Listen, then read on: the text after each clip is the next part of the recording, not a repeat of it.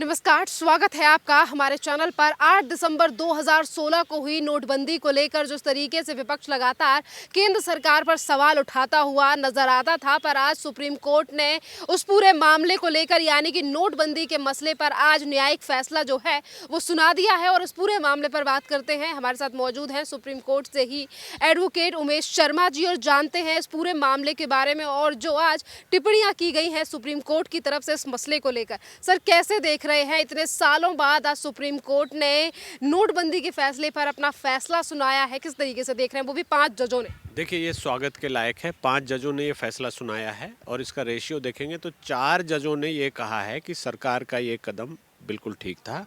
एक जज साहब ने अलग से अपना डिफरेंस ऑफ ओपिनियन दिया है कि ये सही नहीं था। उन्होंने कई ग्राउंड उठाए हैं। तो जाहिर सी बात है कि जो भी विपक्ष के लोग हैं या जो भी लोग मोटिवेटेड रूप में इस पिटीशन को चला रहे थे, वो अब उस एक जज के फैसले को ज़्यादा गाएंगे, 4 जजों को इग्नोर नहीं करेंगे।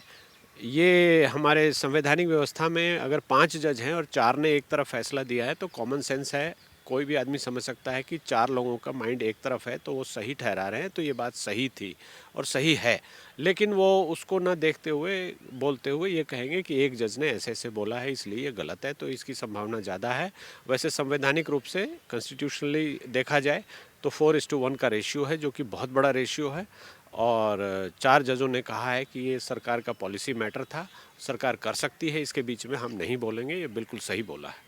सर, आपने कहा है कि ये सरकार ने जिस तरीके से फैसला लिया था, आज इतने सालों बाद अगर सुप्रीम कोर्ट ने इसमें न्यायिक फैसला सुनाया है तो कांग्रेस जो है वो सवाल उठा रही है कि एक जज ने ये फैसला है वो गलत ठहराया है। सभी को पता है कि आज जो सुप्रीम कोर्ट ने फैसला सुनाया है वो पॉलिसी को लेकर सुनाया है, पर उस पर अभी तक सुप्रीम कोर्ट ने कुछ नहीं कहा कि कितनी समस्याएं लोगों को हुई नोटबंदी के कारण।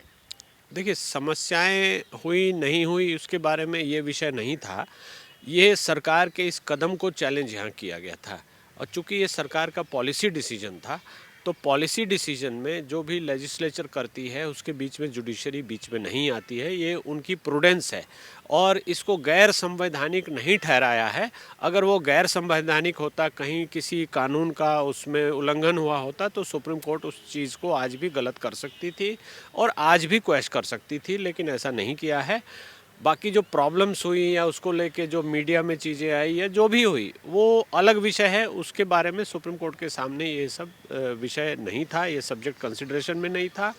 और जाहिर सी बात है कि जब भी कोई चेंज होता है, जब भी कोई पॉलिसी चेंज होता है, कोई भी नई चीज़ आती है, जैसे आप कहीं भी कुछ देख लें, जैसे अब आधार बनाने की बात आई या वोटर आई कार्ड बनाने की बात आई या रेलवे रिजर्वेशन जब इलेक्ट्रॉनिक हुए थे, तो लोगों को दिक्कत तो हुई थी और उस दिक्कत को थोड़े दिन सहना पड़ा। उसके बाद की जो चीज़ें हैं, डीमोनेटाइजेशन के बाद की जो चीज़ें हैं, वो आप देखें तो जो ब्लैक मनी है और जो हवाला के ऑपरेटिव्स थे वो कितनी तेज़ी से पकड़े जा रहे हैं, कितनी तेज़ी से ये ब्लैक मनी बनना बंद हुआ है, ये इसकी अप्रिसिएशन सबको करनी चाहिए। हालांकि ये विषय सुप्रीम कोर्ट के सामने नहीं था। सुप्रीम कोर्ट ने सीधा सीधी ये कहा है कि ये एक पॉलिसी डिसीजन है, इसके बीच में हम नहीं बोलेंगे, जो भी है वो सही है, गलत है वो सही है और हम उसको गलत नहीं करेंगे। इसको अनकॉन्स्टिट्यूशनल या गैर संवैधानिक किसी रूप में हम नहीं मानते। सर, अगर हम 5वें न्यायमूर्ति की बात करें तो जो नागरत्ना है उन्होंने इन अपने तर्कों को ये भी रखा, उन्होंने कहा कि मैं इन चीज़ों से सहमत नहीं हूँ। उन्होंने कहा कि आरबीआई ने अपनी सीमा जो है वो भी लांघ दी इस पॉलिसी के लिए।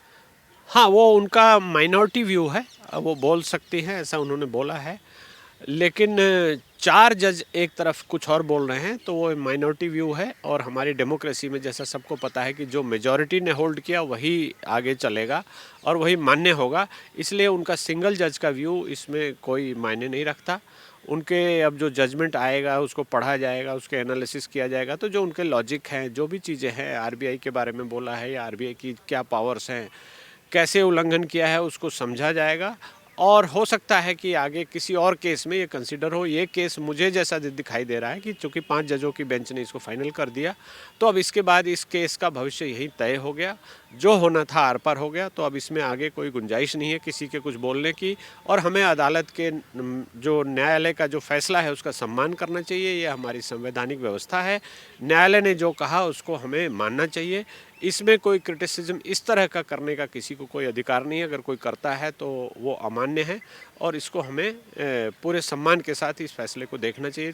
चूँकि हम रूल ऑफ लॉ की बात करते हैं, तो जो भी कानूनी रूप से कहा गया है वो बिल्कुल सही है। सर, अगर हम अब वो 58 यानी कि 58 जो याचिका थी जो सुप्रीम कोर्ट में अब तक इस पूरे मामले को लेकर डाली गई थी, आज उन पर सुनवाई करते हुए सुप्रीम कोर्ट ने एक तरफ अपना फैसला सुनाया है और जिन याचिकाओं के आधार पर विपक्ष अभी तक सवाल उठाता था, अभी भी वो सवाल उठाने से बाज नहीं आ रहा है। फिर एक बार विपक्ष की तरफ से सुप्रीम कोर्ट के फैसला आने के बाद भी केंद्र सरकार को घेरा जा रहा है इसी मसले को लेकर, नोटबंदी को लेकर। देखिए, विपक्ष जो है वो तो मानसिक रूप से दिवालियापन है। विपक्ष के पास कोई विषय नहीं है। विपक्ष पूरी तरह से फेल है किसी सार्थक विषय को उठाने में। सरकार को इन फालतू बातों में, इन घटिया बातों में विपक्ष अपनी मनमानी करके और हमारे लोगों को, सभी लोगों को गुमराह कर रहा है। विपक्ष का रोल ये है कि सरकार से जो वैलिड सवाल है वो उठाएं, मजबूती से उठाएं और विपक्ष के लोग इसको आगे तक ले जाएं, सार्थकता से ले जाएं, लॉजिकल बात करें। तो यहाँ कोई लॉजिक तो विपक्ष के पास है नहीं, तो वो जो उल्टी सीधी बातें हैं, झूठ, फरेब और मिस रिप्रेजेंटेशन, उसका सहारा ले रहे हैं। तो ऐसे में विपक्ष अपना रोल नहीं कर पा रहा है, ये मैं कहूँगा। और चूँकि सरकार ने ये फैसला लिया और ये अब कॉन्स्टिट्यूशनलिटी पे टेस्ट हो चुका है, इसको सुप्रीम कोर्ट ने जांच किया है, बहुत सारी हाई कोर्ट्स में भी पिटिशंस थी, वो सब यहाँ आकर अब जो ये ऑर्डर हुआ है वो सब इससे बाइंडिंग हो जाएंगी। तो उस तरह से जो ये फैसला आया है ये एकदम सरकार के कदम को सही ठहराता है और इसमें कहीं कोई सरकार के विरुद्ध कोई ऑर्डर नहीं पास किया गया है, इसलिए ये सर्वमान्य है, ये सबको मानना ही पड़ेगा। आज कोर्ट में दलील रखते समय कोर्ट की तरफ से भी दलील रखी गई हैं, कोर्ट की तरफ से बातें की गई हैं, वहीं दूसरी तरफ आरबीआई ने भी कहा कि जिस समय पर ये तमाम चीज़ें कही गई थी, नोटबंदी लाई गई थी, व्यवस्था जो है वो नोट चेंज कराने की एक बड़े स्तर पर की गई थी और इन्हीं बातों को कहा गया है केंद्र सरकार की तरफ से। सर, अगर हम फैसले की बात करें, जो सुप्रीम कोर्ट ने आज फैसला सुनाया, ये कहीं ना कहीं एक बड़ी जीत माना जा रहा है केंद्र सरकार से कि और साहस बढ़ेगा केंद्र सरकार का और कानून और पॉलिसीज लाने में। देखिए, इस चीज़ को मैं डिफेंड नहीं कर रहा, वो जो भी किया गया उस वक़्त की कॉन्टेक्सचुअल समय में देखा जाए तो ज़्यादा, उस समय के प्रकाश में देखा जाए ज़्यादा सही है। लेकिन आप एक बात को ज़रा कल्पना करके देखिए कि सरकार सभी जगह नोट की व्यवस्था पहले करना शुरू कर देती तो जितने ब्लैक मनी के ऑपरेटर्स थे उन सबको ये पता लग जाता कि कहीं कुछ होने वाला है, वो सब अलर्ट हो जाते हैं। इसलिए कुछ फैसले ऐसे होते हैं जो बिल्कुल तेज़ी से बिना बताए सीक्रेटली लेने पड़ते हैं और शायद ये फैसला उसी में कहीं था। मैं फिर से बोल रहा हूँ कि इसको डिफेंड नहीं कर रहा है या इसके ऊपर कोई कमेंट नहीं कर रहा है, ये सरकार का डोमेन है और सुप्रीम कोर्ट ने भी यही बोला है कि सरकार ने जो किया ये उनका पॉलिसी डिसीजन था, उसके बीच में हम नहीं आएंगे, तो इसका हमें सम्मान करना चाहिए। अब ये सुप्रीम कोर्ट में भी सारी बहस सुन ली गई है, सब कुछ समझ लिया गया है और आरबीआई ने जो बात कही उसको जाहिर सी बात है कि सुप्रीम कोर्ट ने माना है, तभी ये फैसला आया है, इसलिए हमें इसका सम्मान करना चाहिए। कोर्ट का कहना है कि ये पॉलिसीज का दायरा है, सरकार का अपना मामला है। पार्टियों का कहना है, जो पार्टियां केंद्र सरकार को घेर रही हैं, वो कह रहे हैं मोदी जी ने अपने आप फैसला लिया है, ये बिना किसी से बात किए और किसी से भी सलाह मशवरे के बिना ये फैसला किया गया। उनके कहने से कुछ नहीं होता, ये सब सारी चीज़ें, इससे संबंधित सारी चीज़ें सरकार द्वारा सुप्रीम कोर्ट के सामने फाइल कर दिया गया है। मोदी जी का अपना फैसला होता तो ये कहीं ना कहीं सुप्रीम कोर्ट इसको देख लेती और चैलेंज कर देती या क्वैश कर देती, पर ऐसा नहीं है। हाँ, ये बात अलग है कि हमारी जो संवैधानिक व्यवस्था है उसमें प्रधानमंत्री कैबिनेट को लीड करते हैं और कैबिनेट पार्लियामेंट को आंसरेबल होती है। प्रधानमंत्री भी आंसरेबल होते हैं कैबिनेट को लीड करने के रूप में। तो उन्होंने अब कैबिनेट में किस ग्रुप ऑफ मिनिस्टर से इस पे कंसल्टेशन की, क्या की, वो सब उनका प्रेरोगेटिव है। इसके बारे में कोई लीगैलिटी, इलीगैलिटी या अनकॉन्स्टिट्यूशनैलिटी सुप्रीम कोर्ट इस स्टेज पे अब तय नहीं करेगी और वैसा किया भी है।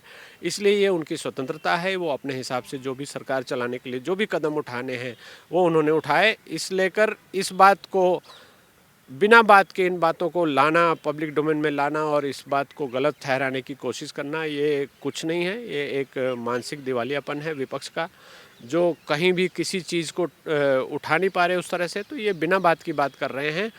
और आप देखें, डीमोनेटाइजेशन का जो ये सरकार का फैसला था उसका पॉजिटिव असर अब आपको, हमको, सबको दिखाई दे रहा है। हमारी इकोनॉमी में क्या क्या चेंज हुई ये सबको दिखाई दे रहा है। तो उस समय के कदम को गलत एक मिनट के लिए हम बोल भी देते हैं तो आज के समय में इसकी प्रशंसा होनी चाहिए। और मुझे ऐसा लगता है कि सुप्रीम कोर्ट ने इन सारे बिंदुओं को देखते हुए ही ये फैसला दिया है और इसका हमें स्वागत करना चाहिए। राजनीति के चलते तमाम उन मुद्दों को लेकर, पॉलिसीज को लेकर सवाल उठाए जाते हैं जिस पर केंद्र सरकार का कहना होता है कि वो राज्य या फिर जनता के भले के लिए लाए गए हैं, चाहे फिर वो नोटबंदी हो, जीएसटी हो या फिर इसके अलावा और भी जो पॉलिसीज लाई गई हों वो हो। हाँ, ये बात बिल्कुल सही है। आपको उस वक़्त नहीं समझ में आता या हो सकता है कि जो लोग चैलेंज करते हैं, विपक्ष के लोग जो विषय है, असली विषय वो नहीं उठाते हैं और गलत-सलत बातें बोलते हैं।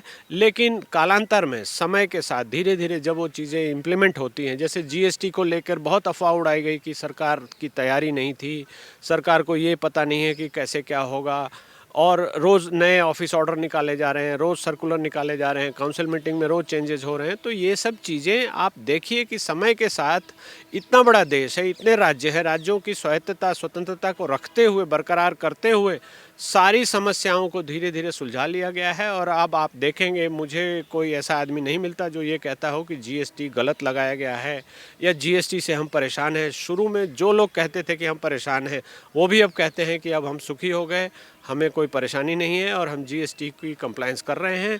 इस सब के ऊपर आप ये देखिए कि जो सरकार का रेवेन्यू कलेक्शन है, टैक्स कलेक्शन है, वो कितना ज़्यादा बढ़ा है और उससे जो वेलफेयर स्कीम्स के लिए, फंडिंग के लिए जो पैसा आ रहा है, वो कहाँ से इतना आ रहा है, वो सारी चीज़ें आप देखिए और समझिए, तभी जाकर कोई कमेंट कर पाएंगे। विपक्ष ने इन चीज़ों का ये पहलू कभी नहीं उठाए और सिर्फ गलत बातें बोलती रही कि किसी बिजनेसमैन को हेल्प करने के लिए किया गया है, उल्टी सीधी बातें बोलती रही। तो इन चीज़ों का कोई इम्पोर्टेंस नहीं है, ये कोरी बकवास है और कुछ नहीं है।